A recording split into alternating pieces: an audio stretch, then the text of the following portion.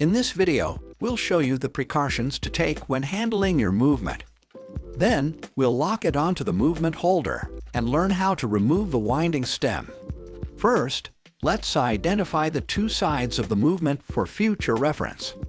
The dial side, with the crown position change mechanism.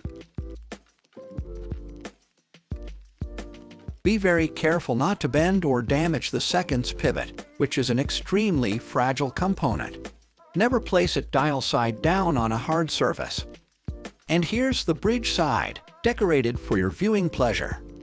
To handle it, grasp the plate with your fingers and the stem with your dominant hand. Avoid contact with the spiral balance.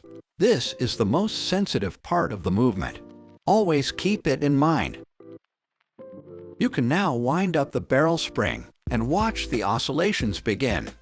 If they don't start after a few turns of the stem, please contact our after-sales service. Now lock it on the bridge side of its movement holder. For this caliber, we'll choose the large side. Unscrew it until the movement can pass between the two segments. Then install the movement and tighten it. Its stability is essential. There's no need to over-tighten. Check that the movement is locked according to this plan, as this will guarantee greater stability. Check the four corners in the same way. Take your time, as this step must be carried out correctly. Now we'll learn how to remove and reinsert the winding stem from the movement. A frequent situation for watchmakers. We need to remove the stem to insert the movement into the case body. It's held in place by a part called the pull-out piece, which is held in place on the bridge side by the screw.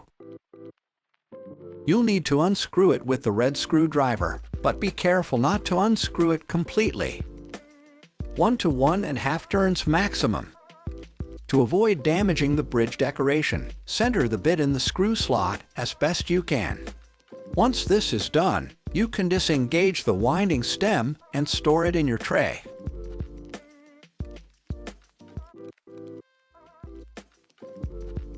Practice relocking it so that you're perfectly comfortable with the operation. To do this, remember that the pull-out piece is a moving part.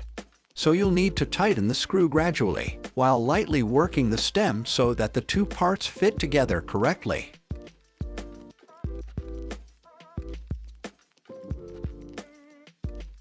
Check locking by testing the change of position. To continue the process, the stem must be installed. If so, go on to the next video.